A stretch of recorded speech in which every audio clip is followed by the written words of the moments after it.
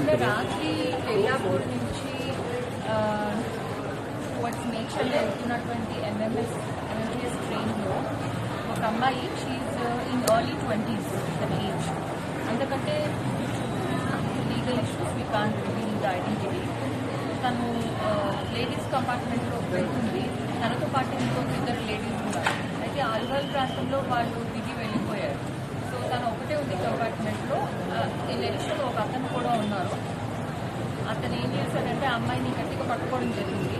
పట్టుకుంటే అమ్మాయి రెసిస్ట్ చేస్తే ఇంకా తనతో మాట్లాడుతూ ఒక రూమ్కి రావాలి నాతో అది మాట్లాడితే అమ్మాయి సరే అనింది, వదిలేస్తాడని. అతను గ్రిప్ లూజ్ చేసిన తర్వాత అమ్మాయి సైకలాజికలీ భయపడి నాకు ఇలా వదిలిపెట్టాడు, నన్ను ఎదురు చేస్తాడని చెప్పి ఆమె చాలా భయపడి తను చెప్పడం ఏంటంటే డయల్ 100కి కూడా తను కాల్ చేసింది. కాల్లో మాట్లాడుతున్నది అంటే అతనితో మాట్లాడుతున్నప్పుడు కాల్ చేసిన తర్వాత రిపోర్ట్స్ వచ్చారు ఎగ్జామ్కి. అండ్ అంతలోపలే తను ట్రైన్ నుంచి కింద దూకడం జరిగింది. దూకిన తర్వాత I think she lost her consciousness. She saying హాస్పిటల్కి వచ్చిన తర్వాత తనకి మళ్ళా స్ప్రా వచ్చిందని చెప్తుంది. So we are still keeping her in observation. Her condition is stable.